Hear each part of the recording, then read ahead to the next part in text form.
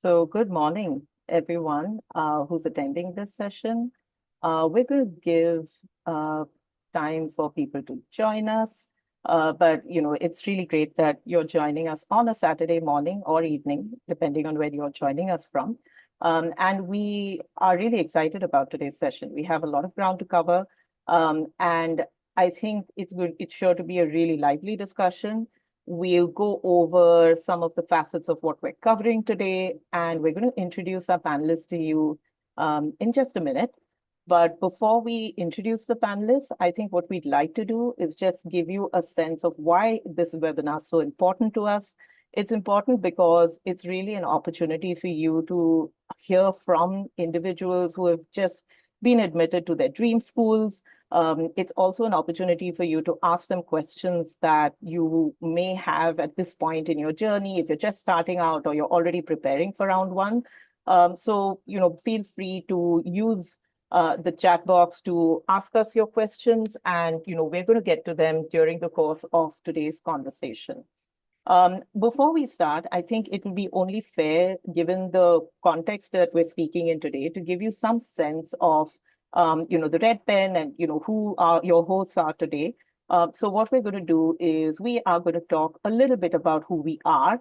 Now, the Red Pen is an education consulting firm. We're based in Mumbai, and we cover a gamut of, counseling needs. We help everyone from, those looking at boarding school admissions or career counseling advice or school admissions advice, to those who are looking at undergraduate admissions, postgraduate admissions, and their MBA applications. We've been in the business for 14 plus years. We have a super experienced team across all these segments. We have administered top universities globally. We've helped thousands of applicants, and we're most importantly a member of key bodies which across all these streams of advising. But the reason why that is important is a lot of these affiliations give us access to, fellow consultants across the globe, as well as to schools and admissions officers, which means that we hold ourselves to extremely high ethical standards. We are connected and we have our ear to the ground. And that is something that people who work with us get the advantage of, because when we say that we are experts, we're not only basing that on previous results, but also on a constant process of learning and engaging with peers across the world. Let's talk about Team MBA, because that's the reason why you're here today. Now, Team MBA really works with applicants from across the world. We have a team of consultants that is very well qualified and is based globally. So if you're working with us, you are not necessarily working with someone who's based out of India, but you'll have a consultant who, will be matched with you based on the kind of client profiles they've worked with, as well as the location that they're working from. We're very proud of our admits from last year. And you'll see that, all your M7 schools, your S10 schools, as well as very well-respected global schools are represented over here. This is a slide that, never changes year on year. We consistently have admits to all these top schools. And that is really part of what makes us, a really well-respected consulting firm. Now, before we start with today's session, I think one of the things that I'd like to mention is we will follow a certain kind of structure to this conversation. The idea is for us to cover every element of, the admissions process. And we're going to talk about everything from test prep to interview prep to, understanding how do you want to research a school. So some of the advice will be tangible. Some of the advice might be slightly broader. I see someone's raised their hand. What I would suggest is, put your question in the chat box, and, we'll come to that during the conversation. So with that, let me kind of move on, because what I really am keen to do right now is introduce you to the panel. And, I think while we're doing this, this introduction, we'll give this a little bit of body. We'll make this fun. When each of you are introducing yourselves, do tell us something about yourself, a little bit about, the institution that you graduated from, where you're working right now, and, let us know, the schools that you have been admitted to, the school that you are going to, of course, is mentioned over here. And you can also tell us maybe one thing why, or one reason why you really felt that, you stood out in the applicant pool. So I'd like to start with, I'll go in order. So if we could start with you, Shubhankar, could you unmute and introduce yourself? And then we'll go in order from there. Thank you, Natasha. Hello, everybody. It's a pleasure to be here. I'm Shumankar State, and I graduated from IIT Bombay almost 4 years back as a mechanical engineer. And then post that, I've spent my time with McKinsey and Company, where I mostly work in the energy and materials sector on sustainability. Um, I'm heading to Stanford, but I also had admits, and Yeah.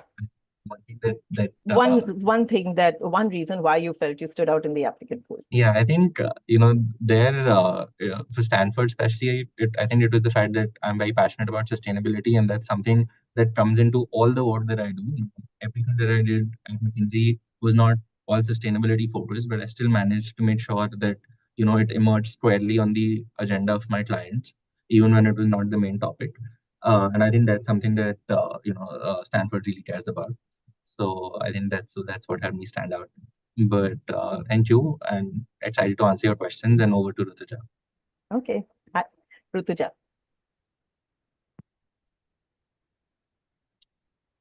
Rutuja, you're on mute. Yeah.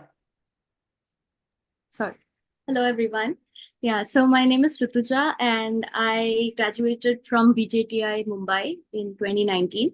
Post that, I was working with fast retailing, or some of you might know it as Uniqlo, in their Tokyo headquarters for the past 5 years. And I have worked in multiple teams. I started as a computer engineer, but later I moved on to supply chain. And again, like following Shubhankar's, so I also work in apparel sustainability now, because I think all of us here are really passionate about our planet Earth. And I applied to 7 schools, actually. So I applied to Harvard, Stanford, Wharton, and Kellogg, Booth, Yale, and Michigan Ross. Lots of schools, all in R1. And out of them, I'm going to Kellogg now.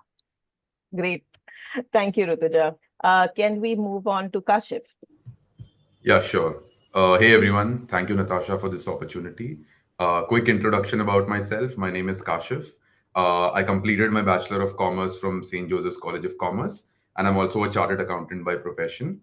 I have a total of 6 years of work experience. Started off the first 3 years with Swiggy, a food delivery startup, you guys are aware.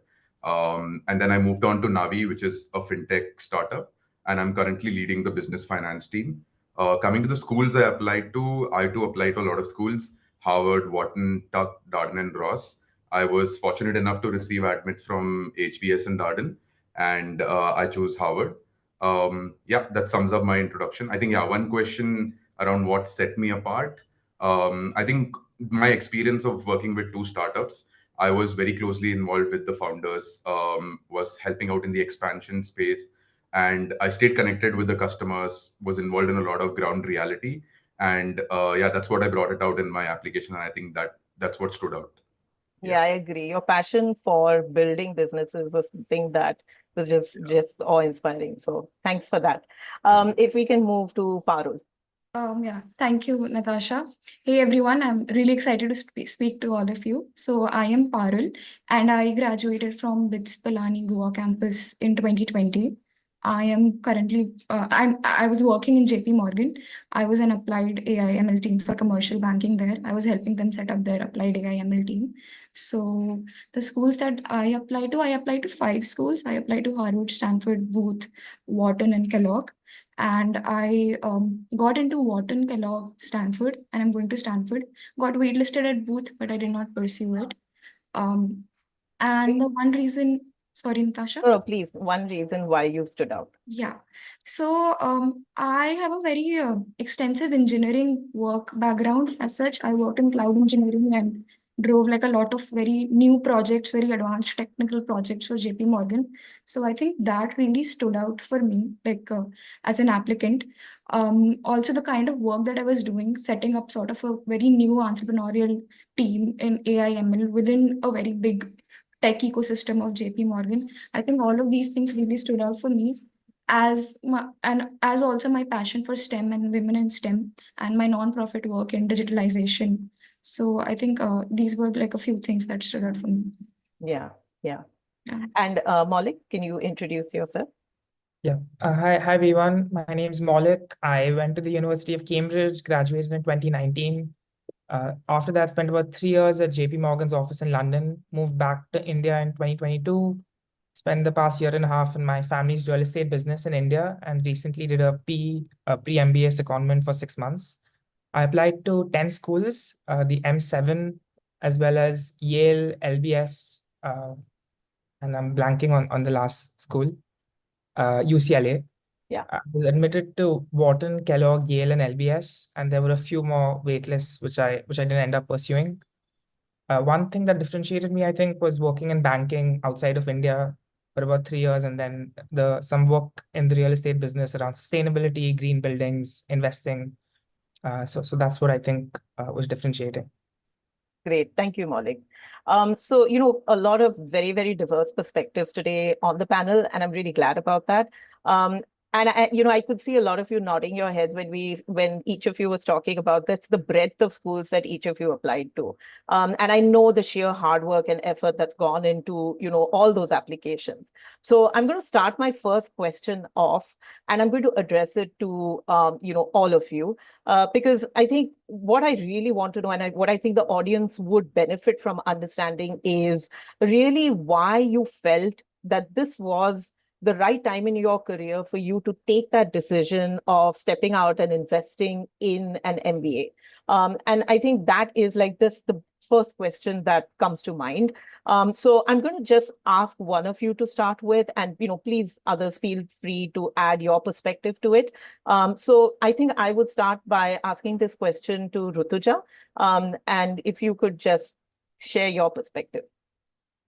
Yeah, so as I said, I've been working for 5 years now, and I tried out multiple roles at my previous company, and I would say I was in an exploration phase. And after I started working in sustainability, I felt like this was something I'm very passionate about. This is something I find very interesting. And after that, I wanted to kind of not just stick to apparel or fashion sustainability, but learn about how sustainability is affecting other industries. So I felt an MBA would give me like that classroom experience where I meet industries and learn about what kind of work they are doing. And also, considering a recruiting perspective, I would really be interested in working in a job which kind of gives me that breadth and that vision to understand what's happening outside in the world. So that was the primary motivation for an MBA. And also, secondly, I feel like I'd been in Japan for 5 years. So I wanted to try a different geographical location, which is why I was looking at schools in the US. Okay, great. Maulik, do you want to take it on from there? Because you're from a very different background, as opposed to Rutuja. So I'd really like to understand your perspective also. Yep, I think I was always interested in doing an MBA, even as an undergraduate student. My education at Cambridge was more around economics purely. There wasn't much corporate finance, accounting, marketing. So I felt maybe having a business education sort of more formally would add value. Yeah. I just always viewed it as an opportunity to build a network, to spend some time in the US where I hadn't worked before, studied before. And the program at Wharton was very centered around finance, which my background primarily has been in. Yeah. So that was my motivation. Okay. Thank you. Paru? Yeah. So I had actually been exposed to various facets of engineering, like say designing a system from scratch, or like implementing 0 to 1 products inside a system, or completely overhauling a system and modernizing it. And I think especially as a part of my last team, the AI/ML team, I was also exposed to a lot of executive talk in terms of like the business and the products, like collaborating with the technical teams. And I think I noticed that there is a lot of information that like I had, but I could also complement in terms of like management and business skills.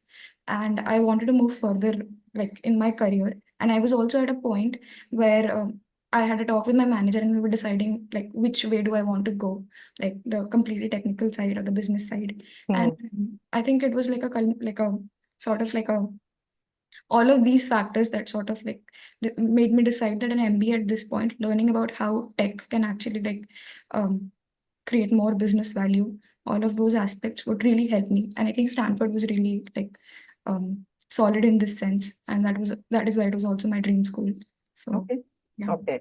I know I'm being really formal with you, but Shubhankar, would you mind then taking your answer on from there? And then I'll come to you, Kashif. Yeah, no, thanks, Natasha. I think for me, I'd spent, I had an incredible time at McKinsey, but, all through that time, I also got clarity that now instead of driving sustainability transformations outside in, I actually wanted to join one of the client companies in the energy or the material sector that I was serving and really, create alternate fuels or greener materials from the ground up. And I think, creating that sort of like startup within a larger corporate ecosystem, I felt like a more formal grounding in business skills, like Marit suggested, would have been useful.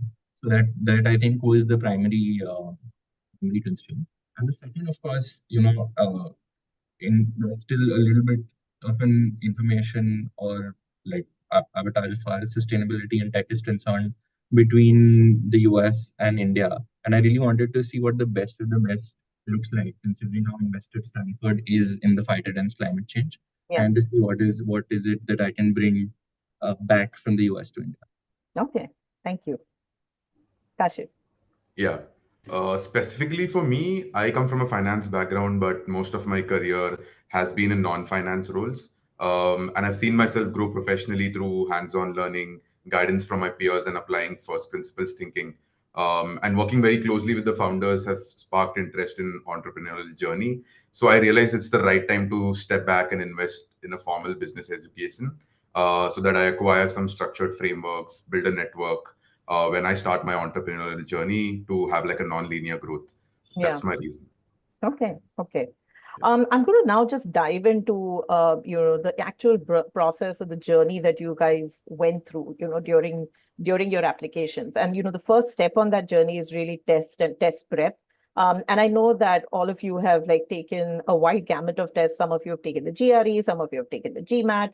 And there's so many thoughts that people receive when they're starting their test prep, about how it's like the first thing that people will look at, and how a good score is like a make or break score. And that's traditional advice. But what I want to understand is how you guys really dove into the whole test prep journey. And I'm going to start by asking you to just tell me, and this is addressed to all of you, like if you had to give future applicants one important piece of test prep advice to someone in the audience who's listening to this and really going through the stress of preparing right now, right? What's the one piece of advice that you would give them? And I'm opening it out to all of you. Whoever's ready can start. I can take it up if you want. Yeah, please. I'll give like a couple of tips probably, because what was learning I had. One is, I think, identify your strength. So GMAT versus GRE. Most of the schools have started accepting GRE as well. So take a mock in both the tests and figure out what is the best for you. GMAT is slightly more advanced in nature, as in it keeps changing if you keep answering it correct. It's an adaptive test. GRE is more of like sessions between two sessions. One you do, it's easy or hard level. So the next session comes easy, medium, or hard. So figure out what is the best one for you and take up either GMAT or GRE. Second would be maintain like an error log. I think what I realized during my practice was I was consistently making mistakes. So it's easier to recognize patterns when you make like a log and keep hold on to it. And the third, and something which was most important for me, was acclimatize your body. The test is 3 to 4 hours long. GMAT is 4 hours. Now probably it's reduced. So sit for long practices. That probably helps to stay more, concentrated throughout the 3 hours period. So yeah, that's my advice. Thank you. Anyone else? Shubhankar, you've unmuted. No, I think Kashif has covered almost everything that I wanted to say. I think just the only other piece of advice that I had is that just leave sufficient time to take a lot of mocks. I think in the end, just like Kashif suggested in his last point, that actually simulating the exam conditions and giving it in one go, like all three sections, etc., is what will help on the exam day. Yeah, yeah. Parul? Yeah, Shubhankar and Kashif, like they've mostly covered everything. I just wanted to touch upon like one aspect of it. I think a lot of us might like have to take multiple attempts. Like I took 2 to get to the score that I was in, that I submitted finally. So I think it's really important to not lose heart. And like even if you're not getting the desired score, because a lot of things can go wrong on the actual exam day. Like the GMAT MBA.com actually says that your actual score can be like plus or minus 30. So I think people who want to take reattempts, they should order like enhanced score reports and actually go through it and figure out where they went wrong. And yeah, obviously apply like whatever Shubhankar and Kashif said. Okay. Yeah. Yeah, Rutuja? I would just like to add, it always helps to start early. Like just like Parul, I also had to take 2 attempts, and one attempt I could focus completely on GMAT prep, but the second attempt I was handling both applications and GMAT together, and it did become overwhelming at times.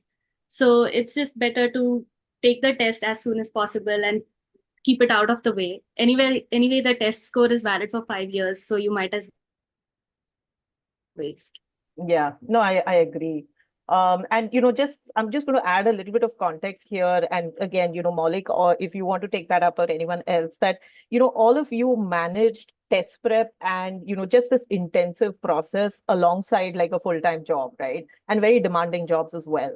So is there anything that you'd want to give us as your way of just balancing so many different facets of life?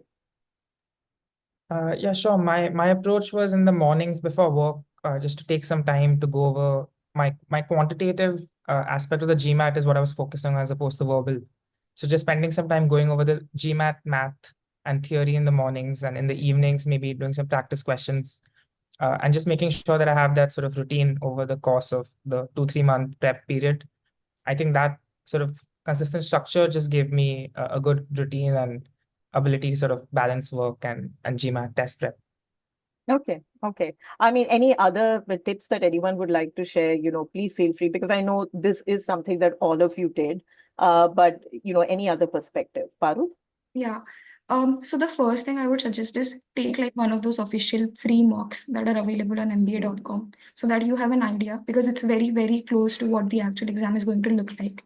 And Yeah. you have an idea of where your baseline score is and whether you're going wrong in data insights, quant, or verbal. So in my case, I was like sort of plateauing on a Q49 in the GMAT Classic exam. And my verbal and IR and AWA, they were really good. Getting full like whenever I would get there, or like whenever I would like take those sections. So I knew that this is what I had to double down on. And because I also function well, and I was working in a very demanding job, so I knew that I functioned well in the mornings. That is when I'm at at my most aware and at my peak mental mindset. So I would like practice 2 hours before I went to office. And the last advice I would give is take a lot of mocks, and especially like before your exam date, try to schedule those mocks in the exact same time like that you are going to actually take your exam in. So I think all of these things will help you like cut down your times and be very brutal about your feedback process, be very brutal about the review process. I think that actually really helps more than anything else. Yeah. Than actually just mindlessly solving a lot of questions. Yeah. I think one of the things, and I know all of you will have a view on this, is that we always tell applicants that not to take mocks as very personally. So if you're not doing well in a section, it's not something to beat yourself up about, or you need to at some point kind of realize where you've reached like the best score that you have, and then focus on the application. because, at the end of the day, a good score is great because you're part of a very competitive applicant pool. But, it's also, I think, a balance that you need to achieve between test prep and, the rest of your application process. So I think it's great, the advice that you guys have given, because it puts the test prep in context. But, now I also want to come to like another very important part of the application. And because I know that apart from like full-time jobs and test prep and, personal life, you're also balancing school selection and you're balancing school research. So, that's a very critical thing component that I want to talk about, because I think application strategy starts with like just researching schools and looking at school selection. And all of you are from very, very diverse backgrounds. So I just want to understand, what was it that you prioritized in your research when you were shortlisting colleges? What was it that was your individual approach? That's what we really want to understand.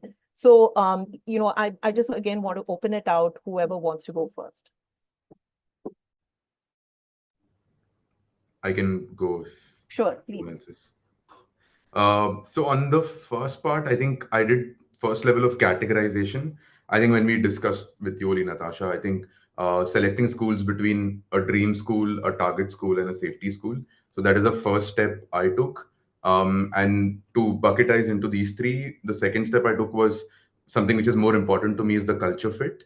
The kind of students I'll be hanging out with, or the professors I would have, what is the ethos of the school.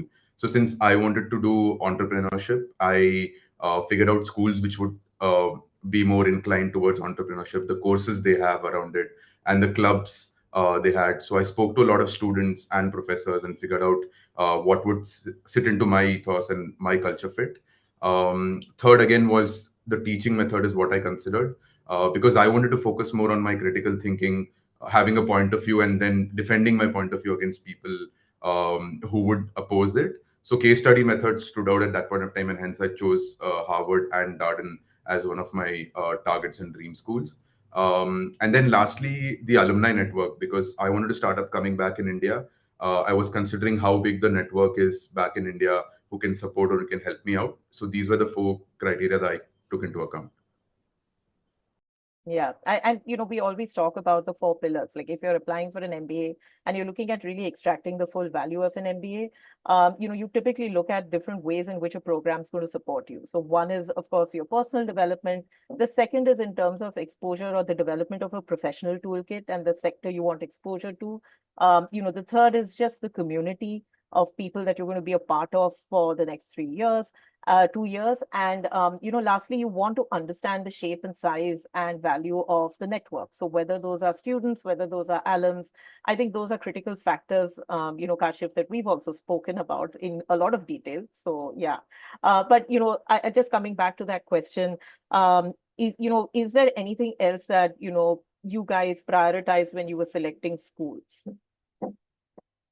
And maybe I'll actually, Maulik, I'd like to understand your perspective, because I know that, you had a very targeted focus. We spoke about that earlier. So do you want to just walk us through your process of shortlisting? Sure. I'd say since I'd studied in the UK before I was quite keen on being in the US. So I was looking at the M7 schools in the US at first. But then I was given also advice to maybe cast a wider net. I think the incremental effort maybe in each additional school, I think after a point becomes lower. So I worked on 5 schools with the red pen, 5 of the M7, and the remaining 5. I also added in LBS, UCLA, and Yale. I worked on those just based on the efforts with the other 5. Yeah. I think within each school, of course, there was more research specifically, but I think I was looking at those, sort of casting a wider net, looking at schools in the US. Yeah. Okay. So, now I just want to kind of talk about this whole element of like differentiating yourself. We've spoken about the fact that the Indian applicant pool is really well represented. You are competing against the best of the best. And, Shubhankar, I think I would want to maybe direct this question to you, just as, a conversation point, right? Indian male engineer. From IIT. So, I just given how competitive that pool is, what was your strategy when you were actually starting the process of putting your application together, how did you kind of then start thinking about the ways in which you could differentiate yourself? I think thank you for that question, Natasha. I think it's a very interesting place to be in. The huge advantage that being from a mainstream background affords you is that you don't have to explain what you do, right? Everybody understands where you come from, right? So what you can then use the immense amount of space on your application to do is really only talk about the things that set you apart. So, for example, of course, I'm a management or a business consultant at McKinsey, but I'm also an engineer at heart. So my application primarily centered around all the engineering knowledge, toolkit, or just approach that I bring into business problem solving at McKinsey, and how that is very different from a lot of the other folks who don't say leverage tech to solve business problems. Uh, the other aspect, of course, that I focus on specifically is that unlike other consultants who do a round robin across a lot of industries, I was passionate about sustainability from the beginning, and then pursued it no matter which industry I went to or which geography I went to. And I think the third and most important thing, because all of this was still just me talking, is that I work closely with my recommenders as well, right? And ask them to really focus only on those aspects which were different from the other analysts or other associates that they'd seen. So I think a combination of these three things is what managed to help me set myself a little apart from the rest of a similarly accomplished crowd.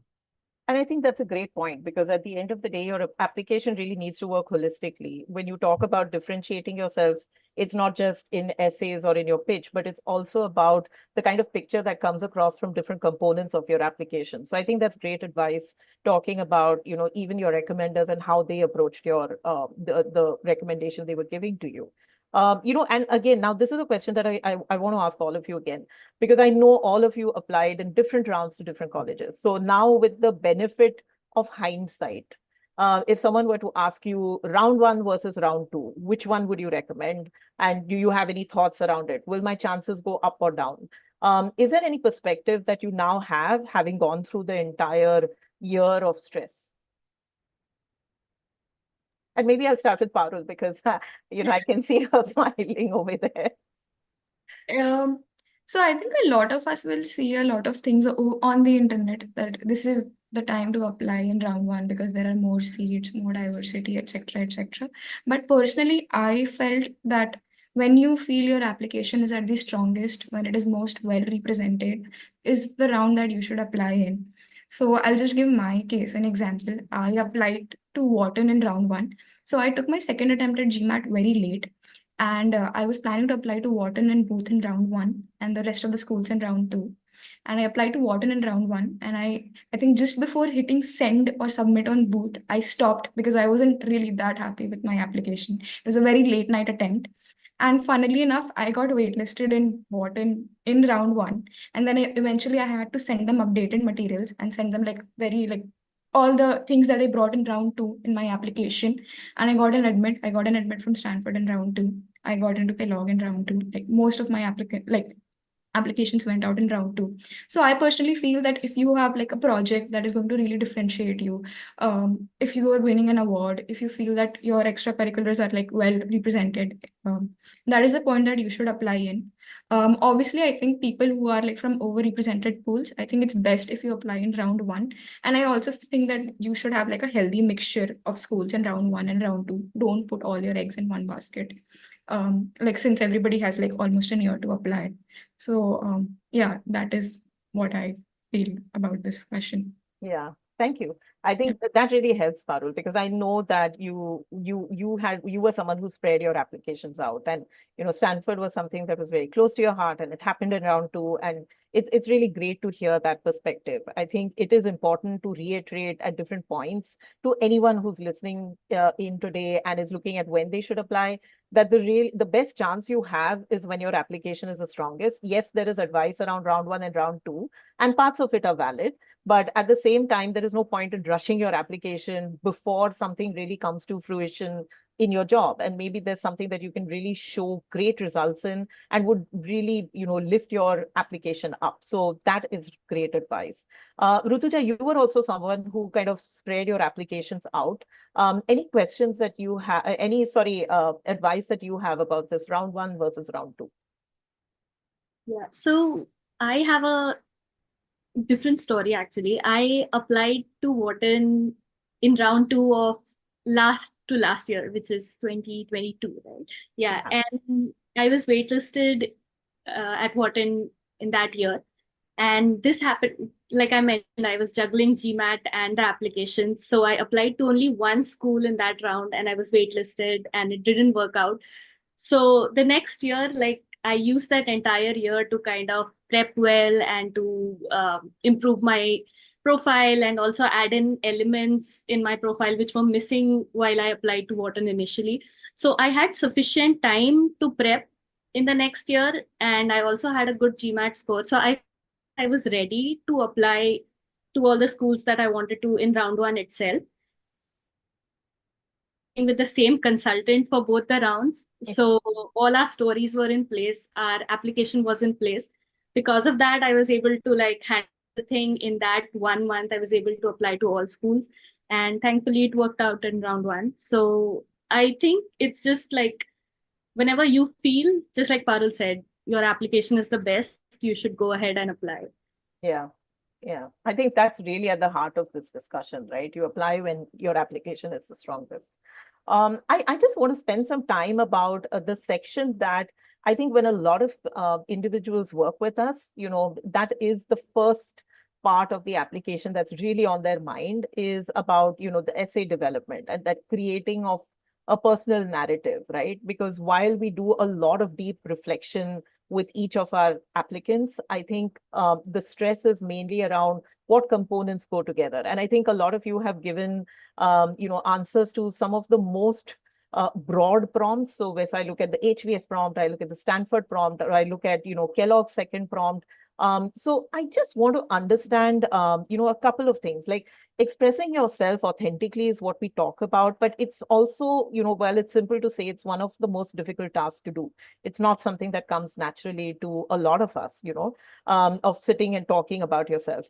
So, if you look at the process of self-reflection, I just want to understand if you followed any strategies to really think about or, to kind of bring your story to life or to think authentically. Were there any strategies that helped you that today you would want to maybe share with an audience that, try these tips and it works for you? And maybe I'll start this time with Maulik, because while it's directed to all of you, I'd just like to start that process off. So I think working with the red pen really helped me go really deeply into reflecting. There's a get to know you questionnaire which asks a lot of guided questions around career, school, aspirations, goals in a lot of depth. So I tried to really answer each question really thoughtfully and take my time with that process. And then working with the lead consultant, we kind of distilled out 5-star stories. So just using the situation, task, action, result format in terms of 5 essays that could be reused in the different essay prompts. And then it was just picking a school. I think Stanford had a very interesting question around what matters most to you and why. So that really was the one I think that took a lot of reflection and several iterations. And drawing of that then was able to pick out stories based on the star stories, the initial draft, which I could then use across the other prompts. Rutuja, do you want to go next? Because you had also, given the breadth of schools that you had applied to, you also had a lot of self-reflection you did from various angles. So do you want to talk about maybe some of your tips? Yeah, so I completely echo with Maulik. The GTKY is really, really helpful given that it pulls out all the stories right from your childhood till up to today, like whatever you've done. So that really helps. But I think what is crucial in an essay is how do you link these stories together, right? That's where the major blocker comes in. So I think I tackled the HBS essay first, which is just like, what else would you like us to know?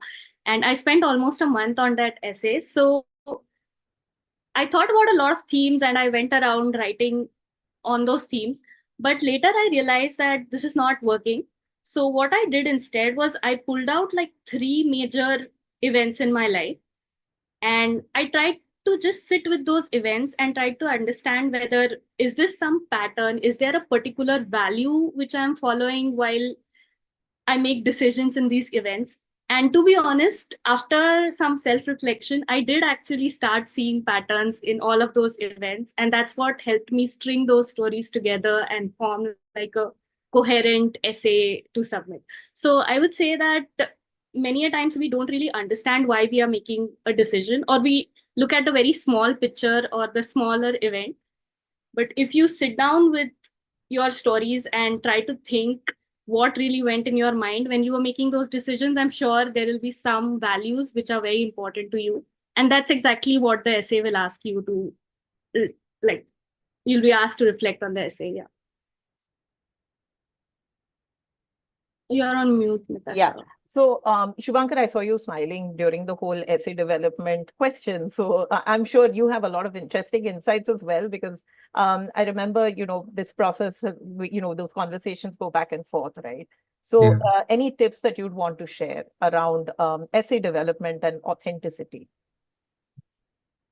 No, I think Maulik and Rutuja have given like excellent general advice, and of course the GTKY is very, very helpful. And to folks who I don't know if if you end up working with the red pen, it is also very deeply personal and intrusive. So it's a lot of fun to complete. But having said that, I think a similar strategy to Rutuja's, where because I've done such a broad talk across different things in undergrad and different things post ever since I started working, that like it was difficult to find like threads that connected everything together. So which is why I think with my lead consultant we went back to each small experience as well, right? Not even like talking about the big ones, and more went behind the scenes to see, okay, at this point when I was at that point in life, I had XYZ choices and I made this one, or I decided to I decided to complete this task in said way. And then, what were the 5, 6 broad things that led me to do that in, whether in terms of circumstances or in terms of values or in terms of preferences. And then seeing, okay, what were the overlapping threads across each of them. And then using that to stitch it together. I think when it comes to writing an essay, and I think Rutuja touched on this briefly, it's also very important to be brutal, right? Like you might have a very good story, but and you want it to be featured in you want it to feature in your application somewhere, but believe me, there'll be some place in the application where you can bring it in, or you can bring it in your interview. But if you force fit a story in trying to like thread together an essay, I think the way one story transitions into the other becomes very, very important. So don't try to force fit any stories, just stick to the stories that broadly resonate with the theme that you're going with. Yeah. No, I agree with you. I think force fitting a story, because sometimes you just have a great story and it's so tempting to want to put it into your application that, you kind of try and find ways to fit it into a particular prompt. But yeah, I do agree with you. You sometimes need to be brutal with yourself and just see where something really naturally makes sense, And, Parul and Kashif, one of the questions that I wanted to ask you is, we've spoken about like the general tips of bringing your authentic self, but is there any advice that you guys would want to give people who are really struggling with essay development, like who face that mental block at this stage? Cool, I'll go ahead. Yeah. So yeah, I'll probably talk about the mistake which I did in round 1 when I was applying, even before I reached out to the red pen. I was trying to read what the school was looking for and tailor making my story towards that. And when I was reading my essay, I could really figure out that that's not myself, right? I'm not being authentic. And I think that's where the red pen magic happened when we, of course, like echoing to everyone point of view on GTKY. That's where the pattern recognition happened. I was able to find linkages between my personal experiences and key milestones, and we were able to stitch across a very good story. I still remember one day before submitting the Harvard essay, I called Natasha and I was like, Natasha, is this truly me? Like, I didn't figure out, like, having sit for like 10 days, this is not myself. And then when I read it, I was like so amazed to see the magic over there, that I didn't know the truth about myself until I went through that exercise of GTKY and coming up with that essay. So yeah, that is one advice. Don't try to tailor make towards what the school is looking for. And another advice on self-reflection process itself would be to give a lot of time on this exercise. When I started, I was very skeptical. Why should I spend so much time? I know my stories well. But when I actually did the exercise, I figured out like lots of stories which I didn't know myself. So yeah, give yourself some time, ask those probing questions as to why you believe in what you believe, why you did what you did. So the answers will come out, and that's where the magic is again. And second thing is, have like trusted individuals around you where you can seek feedback from. Reach out to your friends and family, ask them, okay, what do you think Kashif is? What do you believe his flaws are? What do you think his advantages are? So that's when the true feedback comes, and you can actually write a coherent story. So yeah, that would be my advice. Yeah. And I think one of the things that I can talk about is that sometimes who you are turns out to be much simpler than what you think it is. I think a lot of times, there is a perception that essays need to be very flowery, and there needs to be a lot of like, what you would say like drama, melodrama. And sometimes the story that you want to tell is just far simpler than that. And it needs to make sense in a business school's context. I think that is one of the primary realizations you have through the essay process. And it's something we see every year. So I just wanted to point that out. But Parul, anything that you want to add to that? Because I know you also went through this entire extensive process. Yeah, Natasha, I think all of them have like given really good points and covered most of it. I think maybe I'll try to add like a few additional things. So I think I am like a bit more prone to overthinking. So I sort of like went through like what am I doing with my life 2 years before I actually applied for my MBA. And the problem that I faced was that I had a lot of information in my mind. I had a lot of stories during the entire COVID process. I also did some journaling. So I had a lot of stories. I had like a lot of things about who I am. I think the red pen really helped me direct it in a very business school context way. In that sense, the GTKY really helped. I wrote a lot of like answers, very big answers in my GTKY. My lead consultant also said that, and I think they really helped me focus the most important aspects of it that would be like really important in my application and which would give a cohesive theme. So I think that was my experience. How the focused and the directed nature of the GTKY and the entire application process, because these essays are very small, like they're very short, and if you just ramble on, it is very evident. So I think it's very important to have like a very cohesive theme running throughout your application, like which should be endorsed by other aspects of it, like the other parts of the application, and that shows in your essay. So again, like reiterating what Kashif said, really spend a lot of time in self-reflection and then direct all of those thoughts into how it would best represent you and your dream of pursuing like business education. Thank you for that perspective, Parul. I'm not going to just now ask you guys I'm going to move forward and ask you a little bit about interview prep. Given the kind of schools that you all applied to, interview prep would have been a key part of it, right? Because you gave so many different formats of interview. So whether it was the Stanford interview, the Harvard interview, the Wharton team-based discussion, or even, just talking to a faculty interviewer. You guys have had such varied experiences, but I think the one thing that's there in common are, just the stress that is involved in interview prep, and just to ensure that you are coming across as your natural self and are confident on the day. So one of the questions, again, which I just want to throw out to all of you is, if you had to give an advice, or you want to just talk about your interview preparation strategies, like your top interview prep strategies, I'd just like to understand it from each of you, just given the different formats you faced. And maybe, we'll start with Rutuja over here. Yeah. So, talking about my Kellogg interview, I think one of the biggest points is to understand what the school is looking for, or the culture of the school. So Kellogg kind of states that it wants these high impact, low ego leaders, and the entire interview also kind of revolves around it. It's really focused on teamwork, or how friendly, how warm are you in the interview, and how easily you vibe with the interviewer. And another good point was that they already mentioned the interviewer's name. So I kind of researched his background and I did know what were the points that I wanted to touch on in this interview so that we have common ground to talk about. That's one additional point. Yeah. And I'd say that an interview is an opportunity to express yourself better. It's the part where you have that much time to cover aspects which are not previously covered in your application. So make sure that you highlight those aspects in the interview and tell your best stories in the interview. And it's also a space to be vulnerable. Like, I think in all my interviews, I did also mention a couple of failure stories and why an MBA would help me to actually, rectify those or learn from those mistakes and grow further. So I think, yeah, an interview is a good way to express yourself. Thanks. Kashif, your strategies, your top strategies, what do you think works? Sure. I think Harvard interview is slightly different from majority of the schools where it is not a blind interview. The interviewer actually reads your essay and your application and has a pre-listed down list of questions which they are looking for.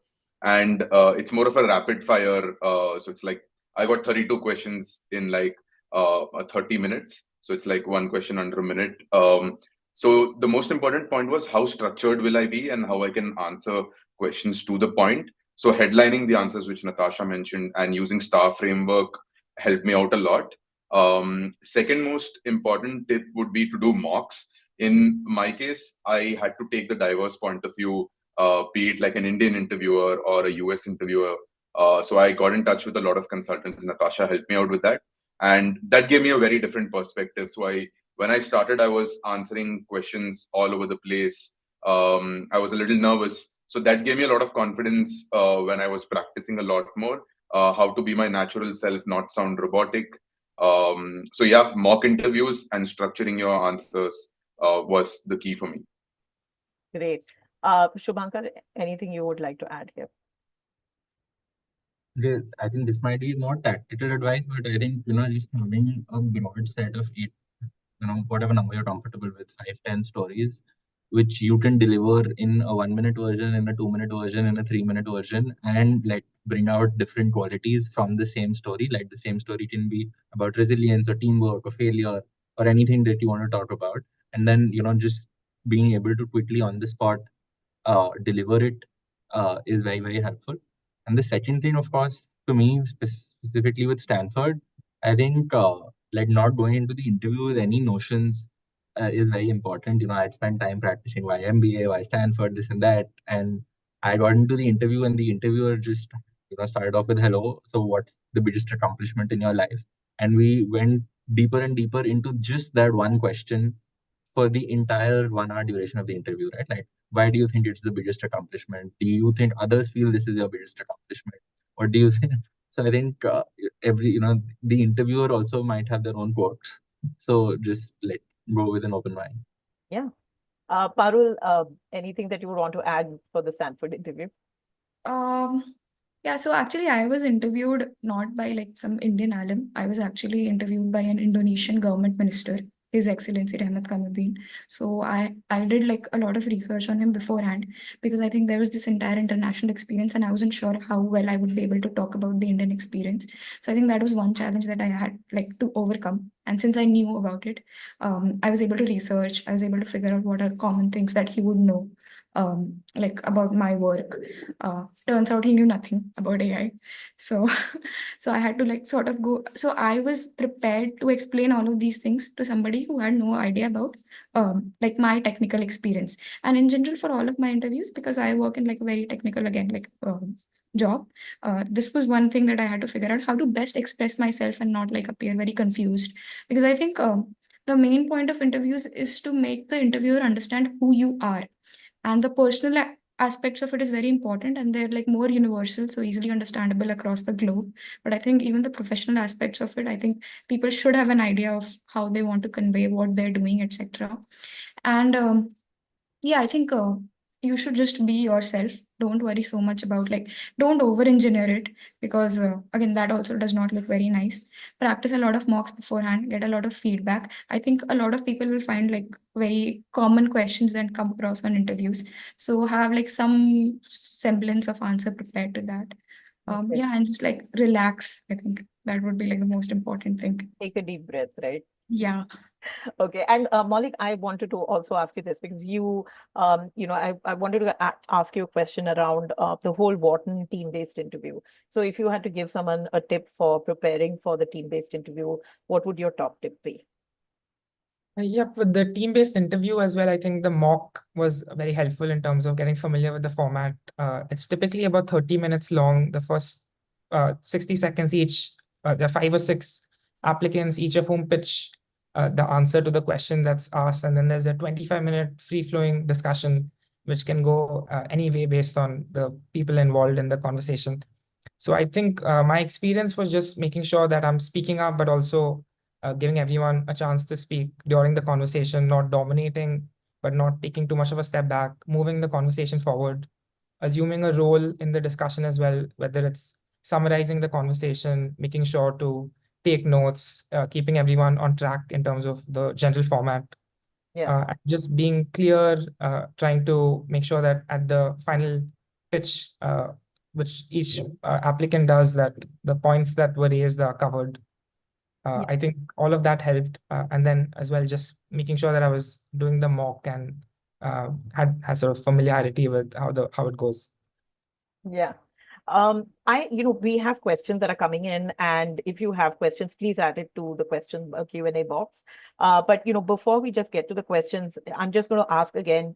We'll go in the same order: Shubhankar, Rutuja, Kashif, Parul, Maulik. I just have the last piece of advice that you would give, saying that in a sentence, what is the biggest misconception that applicants have about the MBA application process? So if you had to dispel that myth, what do you think is the biggest myth that you would want to guard people against in the MBA application journey? Shubhankar? I think the most common one I come across is that your GPA, your undergrad institution, your place of work, or your GMAT score is in any way a make or break. It's really not. It's about how you stitch everything together and present it. Yes. I mean, well said. Preach. That is something we say. So I think thank you for reiterating that. Rutuja? Yeah, so I would like to touch upon non-traditional backgrounds. So there's a myth that MBA is only for consultants and people in finance, but all the schools that I applied to had excellent course and resources for other backgrounds. Like me personally, I am very much interested in sustainability and fashion, and all the schools had excellent resources for that. So not to self-select or dismiss this option if you don't come from a traditional MBA background.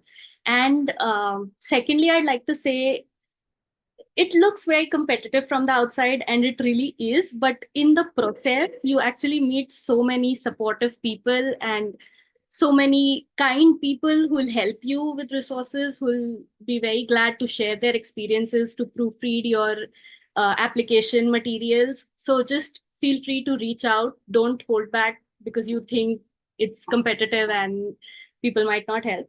And just one last point.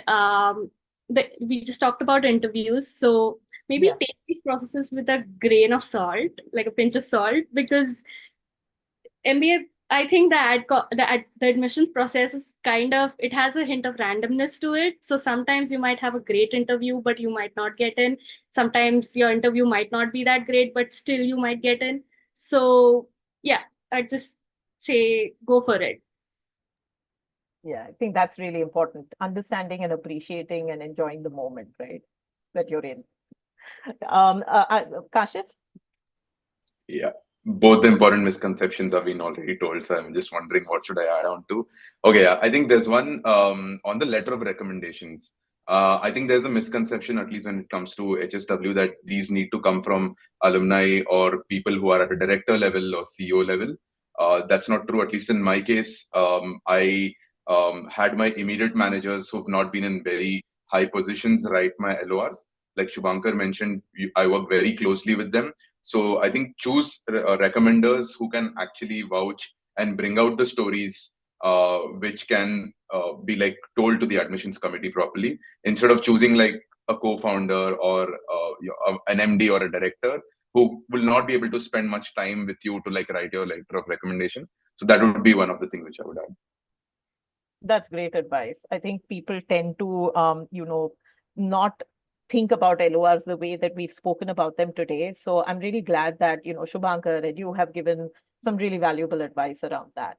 Parul, any Yeah. misconception you want to highlight? Yeah, so there is like no ideal profile for an MBA. So don't go about like doing mountaineering and all of that. Like if it's not in your interest. I think a lot of people do that. They're like, I want to do an MBA. This is what I should do. This is the kind of projects that I should take. And I don't agree with that at all. So I think that would be one thing. And the second thing would be a lot of people just sort of over-index on the financial investment part of it and do not like think so much about the ROI immediately after an MBA. And also they don't know enough about say scholarships or like loan options or like how loans are refinanced and the F1 like OPT for like a lot of STEM MBAs that you have. So I think that is one thing, like both aspects of the financial equation should be taken into mind, because a lot of people get discouraged just like thinking about the financial Just thinking about those overwhelming factors when they start. Yeah. I think that's great advice, Parul. Thank you for touching on that. Maulik? One other misconception, I guess, it's generally been covered is not taking up activities just to impress the admissions committee or trying to convey something that a school may like to hear. So I think just over-indexing on authenticity, even outside of work, and just making sure that it's activities you're actually engaged in, have been doing for a period of time. I think that also then comes across in the application. Yeah, I think that's critical advice because, at the end of the day, you do need to realize that all of you are in very demanding careers, and so would a lot of applicants be this year. And sometimes it's not really possible for you to make the time to take on a new activity. But it's important to realize that consistency of involvement in things outside of work, as well as those being really true to who you are, it counts for a lot. So you might feel that someone has 5 activities versus my 1 or 2. But if you're doing that with everything you've got and it's a cause that's really close to your heart and we can talk about it over a sustained period of time, that really will elevate your application. So, I think these bits of advice are really critical to anyone who's stressing about what they need to do to develop their profile. So, thank you very much for that. Now we'll come to the Q&A. So we are running a little short on time. So I'm going to try and cover some of the, bigger questions. And, if there are questions that we don't answer, you can always feel free to reach out to us. At the red pen, I'm going to put up the conversation link. So you can scan the QR code and set up a conversation, or you can email us, you can call us. And, if we don't answer your question today, we can probably, get on a call with you and give you more holistic advice. So I'm going to just tackle some of these questions now. I think we've covered the round 1 versus round 2 apply, the debate around that and when you applied. But let's talk about this. So if someone doesn't have any solid leadership experience, which is evident, would you suggest that they wait it out to improve their profile? Have any of you ever felt within your journey that you didn't have a strong profile to apply? And I'll open this to anyone who wants to take this question. I can go if you want, Natasha. Cool. Yes, please. See, I think the term leadership itself is very subjective, right? So I've noticed with a lot of Indian applicants, when I think it comes to leadership, it is automatically assumed that you lead big teams, you have 10 people under you, I'm in a managerial position. I don't think that's what it stands for. I think leadership can be shown throughout your life, right? From school to college, to even at your workplace. To me, what leadership meant was where I was actually able to perform above and beyond my call of duty at any particular role I was in, how I was able to see things differently or stand up for the things I believe in. So I don't think it necessarily has to be like you leading big teams or having led a particular department or like a team at school. It's just how you've like delivered your values and how you stood up above and beyond. Yeah, I think for me, that is what holds true in terms of leadership. So even showing signs of leadership is what matters. Because if you think about it, like paradoxically, if you are already a leader, why do you want an MBA? Why would you go to a B school, right? So yeah, that's my point of view on this. Okay, I think, yeah, that's great advice. There's a question I'd like to take, GRE versus GMAT debate. Does it matter which one you submit for the top 10 MBA colleges? I'll tell you right now, it doesn't. The schools accept both the GRE and the GMAT. You need to play to your strengths. While your application is viewed holistically, you do want to ensure that you're giving the test that supports your strengths and that enables you to perform to the best that you can. So I would say that go for the format that you are comfortable with. In all the top 10 MBA colleges, there is no distinction or there is no preference given to any one format over the other. So yeah, that's just what I'd want to answer, because that's a fairly straightforward one. Another piece that I'd like to ask you guys, because I know each of you used, different parts of the applications to your strengths, to cater to your strengths. Now, someone has asked, what is the role of an optional essay to describe setbacks and how helpful it is? Anyone who wants to pitch in can, but I'm just going to preface that use the optional essay when you're talking about setbacks or you're talking about parts in your life that require an explanation. It's important to realize that the optional essay becomes important because you don't want someone to make assumptions about a time that you've not explained on your application. So use the optional essay to set context so that no one can have a very open-ended assumption to make about a time in your life, about a gap in your career, or about academic performance.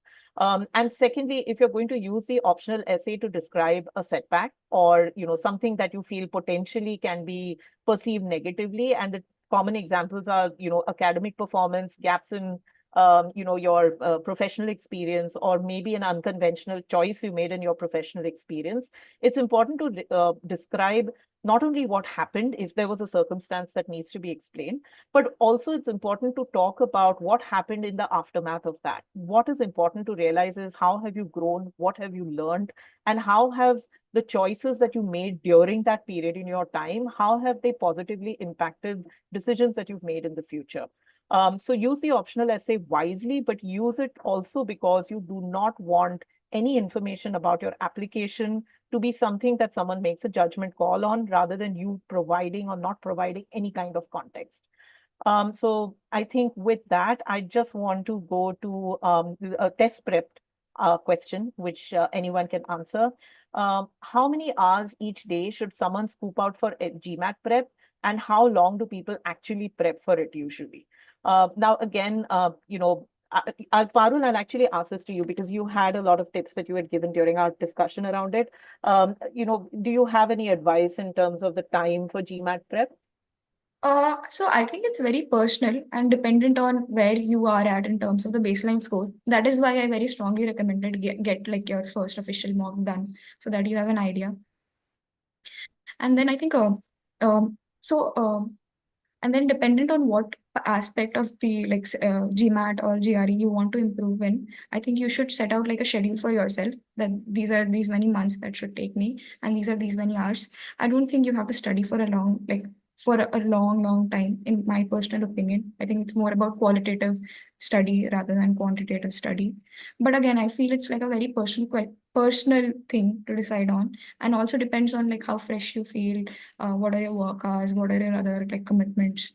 And then that is why I think it's always good to start early, like Rutuja mentioned, so that you have like an idea and you can like sort of, if you come up with like some other data point into your journey, you can incorporate it and like say extend times or shorten it. But yeah, if you are short on time, I think a good test prep agency might help. Okay. There's a question. I think, yeah, that makes sense. There's a question which I'm going to combine a couple of questions together, and maybe Rutuja, I'd like your help on this one. So there are a couple of questions. One is, when did each of you begin your MBA preparation, including preparing yourself mentally? Is there a recommended range? Now, ideally, this is a very, very personal question. Or a personal answer, because at the end of the day, you need to ask yourself, why do I need an MBA at this stage of my life? We do get questions of someone who may have just graduated or someone who has maybe a year of work experience and is thinking about an MBA, but it's really critical to understand, why you feel you need one, and, look at that judgment call. Everyone on the panel has a different point at which they started their MBA preparation or thinking about an MBA. And I think that is really indicative of how individual a process this is. But I'm going to now just come to the second part of it, which is another question. In terms of any tips for older applicants, maybe someone having 18 years of experience applying to 2-year MBA programs. Now, Rutuja, you were someone who applied with 5 years of work experience, and you sometimes will find a lot of people coming to you for advice who have maybe a year or two of experience and thinking about an MBA. At this stage of your journey, why did you feel an MBA, like a 2-year MBA, would benefit you? And then I'll come to someone who's at the higher end of the age spectrum. So answering like why now or why was it necessary? I think it's a combination of both professional and personal reasons. How do you want your career trajectory to grow? And as I said, like I was already in the same company for 5 years, and I really wanted to move out and explore other domains before selecting which industry or which domain I want to go to. So I feel an MBA is because it's a classroom experience, so you get to, explore a lot of things. You're not tied down to one thing. You get to explore industries, you get to explore different functions. So I feel like it's also a solution. Like if when you become stagnant, not stagnant, but when you feel you're not growing enough and you feel it's time to look at newer options, that would be one ideal time for an MBA. Also, secondly, as I said, it's a mixture of professional and personal reasons. So the personal part also becomes important. Like for me, I really wanted to change geography from Japan to US. And that's why I thought an MBA would give me that entry point into the US, because job switch is kind of difficult. Yeah, so I'd just say assess your reasons personally, assess your reasons and kind of have a very strong reason about why now. And they'll also ask you stories like what happened or what is your motivation behind an MBA in the interview. So you need to have strong enough stories and show that this is the skill that I want to gain from an MBA. This is where I found that gap in my career, and this is what I want to learn in an MBA and how it will help me grow in the future to achieve my so life goals. And, I'm just going to add to that, Rutuja, because I think when you are someone with, and I'm talking about cases where you have maybe 10 plus years of work ex, it's not uncommon to feel even at that stage that if you've not had an MBA, you might feel that you do need it going from that point forward. And there is really no ideal time. If you're feeling that at 10 years or 18 years of work experience, I think what I would suggest you do is look at the kind of interactions you want to have over a 2-year period. You might find that, schools have a plethora of options, even within MBA programs. So you may want to apply for an executive MBA. You may want to apply for a Gemba. You may want to apply for an evening course. And a lot of those options might give you the quality or the kind of interactions or the cohort experience that you're really looking for. If you're going to spend 2 years in the community, with the community on school, in campus, or whatever, you need to kind of know what is it that you want to gain as value from the program, not only in terms of classroom and learning experiences, but also from the cohort that you're going to interact with, the internships that you do, the people that you would interact with from industry. So I think if you're an older applicant, it's always advisable to reach out to schools and to have conversations with them in terms of the formats of programs they have. And maybe you will find something that will appeal specifically to the stage of the career that you're at and will justify the kind of time and effort and money that you're going to spend on these programs. So that would be my answer. And if you look at MBA prep, I would say that there isn't really a recommended range, but a good idea to start thinking about it is when you start working and you start making career decisions to advance your career, like Rutuja said, at each stage, you should ask yourself whether you're going to benefit from taking some time away and gaining some skills in terms of the 4 pillars that I mentioned, right? Your personal development, your professional toolkit, the kind of community that you want to kind of engage with and gain value from, as well as, having access to this extended network. So ask yourself that. You might find that it's a very, very individual call. And, you will be surprised as to when you take that plunge in terms of, taking that decision of doing your MBA. I see a lot of questions where individuals have asked about their personal profiles and, the advice we would give them. I would say that in these cases, set up some time with us to have a discussion, because these are cases where, speaking to one of us from the MBA consulting team will give you a very rich answer. So do look at, do look at just the information we've presented on screen and reach out to us so that, you can have this conversation with us. I think at this point, what I'd like to do is, I am aware that, we've crossed our time. And I'd just like to thank everyone, all the panelists, because I think your inputs have been really valuable. You've been a delight for us to work with, and we're really excited about your future journey. And for everyone who's attending, I'd like to just say that our panelists have taken the time out, they've shared advice. If you feel that these are schools that you're interested in, and you may want to apply to in the future, you can connect with them on LinkedIn and perhaps, have questions with them. If there's something where you'd like us to help you with more personal advice, reach out to us so we can have a conversation with you to help you make that decision about whether you'd like to start your MBA journey. But, all in all, I think this has been a great Saturday morning for us. And we'd like to just thank everyone who's been a part of this, and all the best to everyone for the futures. So thank you very much. Thank you, Natasha. Thank Thank you. you. Thank you, guys.